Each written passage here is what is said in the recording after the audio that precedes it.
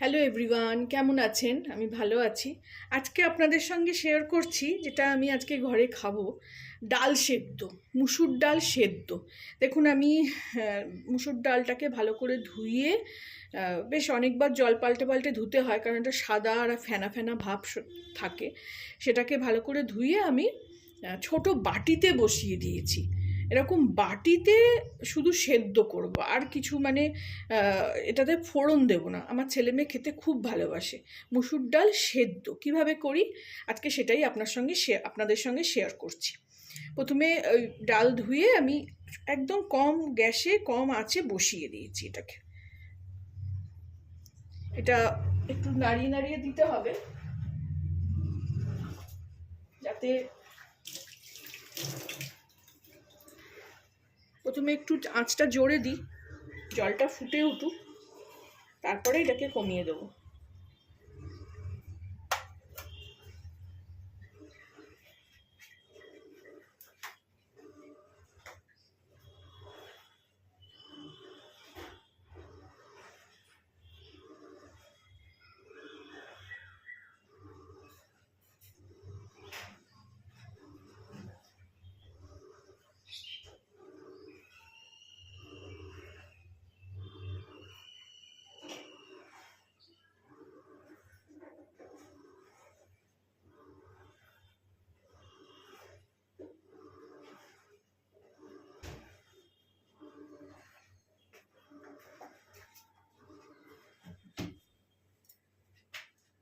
এই যে ওপরে ফেনা ভাবটা আসছে না, এইটাকে কিন্তু ফেলে দিতে হবে।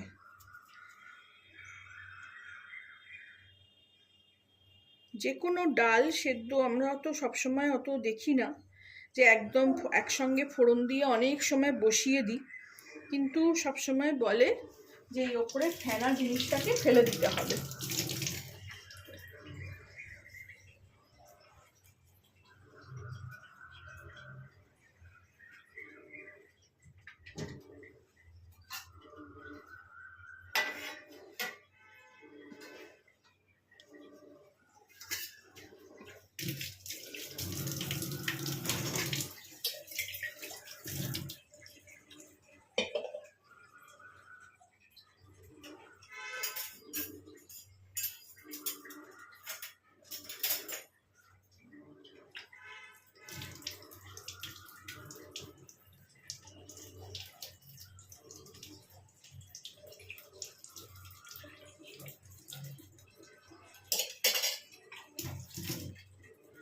এবার আমি আঁচটা কমিয়ে দেবো, আর এই ওপর থেকে এই ফেনাগুলো এরমভাবে আলতো করে তুলে ফেলে দেবো।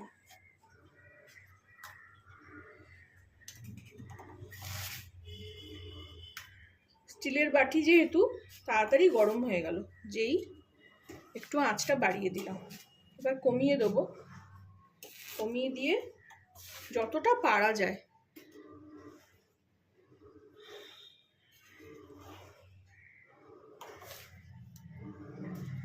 এটা খাওয়াটা বলে ভালো না। আর যখন আমরা ফোড়ন দিয়ে একদম ডাল বসাই তখন তো ফেলার উপায় থাকে না, তখন কিছু করার নেই।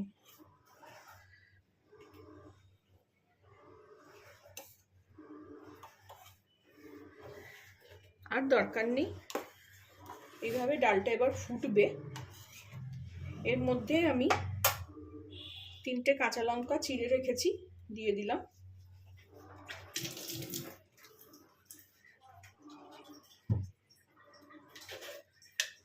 যেহেতু ডাল সেদ্ধ, নুনটা একটু কমই পড়বে, বেশি হয়ে গেলে আর খাওয়া যাবে না।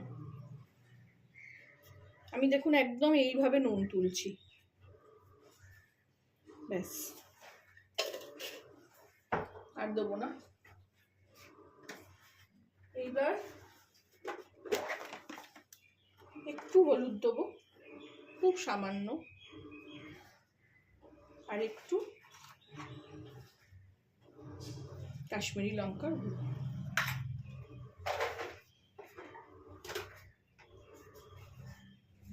হালকা একদম স্বাদের জন্য একটু চিনি। নামমাত্র, মানে শুধু স্বাদটাকে ব্যালেন্স করার জন্য। এরপর যেটা মেন জিনিস সেটা হলো ওপর থেকে কাঁচা সর্ষের তেল।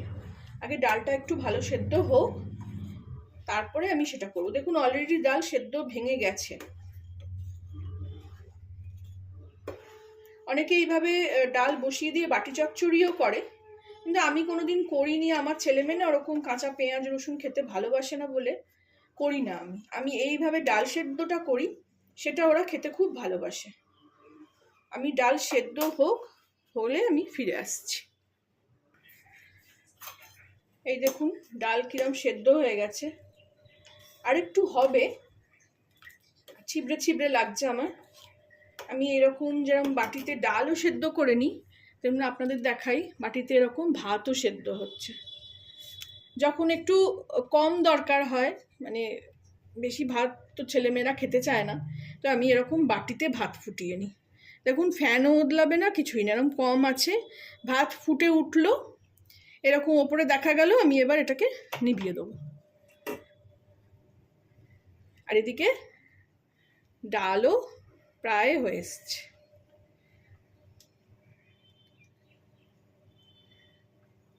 অনেক সময় কম রান্না, একজনের রান্না, বড় বড় বাসন, তখন মাজতে ইচ্ছে করে না। আমাদের তো তাও 3 জনের রান্না,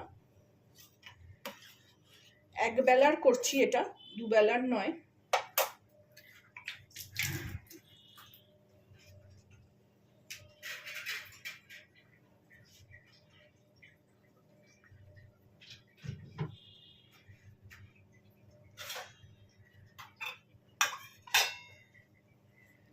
ডালটা আরেকটু সেদ্ধ হোক, তারপরে লাস্ট ফিনিশিং আপনাদের দেখাচ্ছি। এই দেখুন ফিরে আসলাম, ডালটা দেখুন সেদ্ধ হয়ে গেছে, ভালো সেদ্ধ হয়ে গেছে। ডালটা একটু যদি আগে থেকে আপনারা ভিজিয়ে রাখেন তো ভীষণ ভালো সেদ্ধ হয়ে যায়। এর মধ্যে আমি এবারে মেন জিনিসটা যেটা তেল, সর্ষের তেল, সেটা এই 1 কলা দিয়ে দিলাম। এতেই একদম স্বাদটা চেঞ্জ হয়ে যাবে ডাল সেদ্ধ।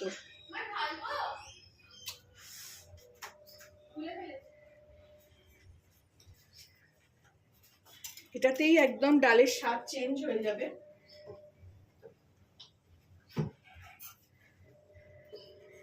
আমার এই প্রসেসটা, মেথডটা কেমন লাগলো আপনারা জানাবেন আমাকে। দেখুন স্টিলের জিনিসেই আমি অনায়াসে এইভাবে ডাল সেদ্ধ, ভাত সব করে ফেললাম। গরমের দিনে বেশিক্ষণ রান্নাঘরে থাকতে ইচ্ছে করছে না। এরকম একটু ডাল সেদ্ধ, ভাত, এর সঙ্গে পাঁপড় ভাজা, আর নয় একটা ডিমের অমলেট হলেই লাঞ্চটা কিংবা ডিনারটা যেটা হোক পূরণ হয়ে যাবে। তো ভালো লাগলে আমার চ্যানেলটাকে একটা লাইক, শেয়ার অ্যান্ড সাবস্ক্রাইব করে দেবেন। এটা থেকে তো ঢালার কিছু নেই, এর মধ্যেই থাকবে। ডালটা ফুটছে, এবার আমি এটাকে নিভিয়ে দেবো। Thank you for watching.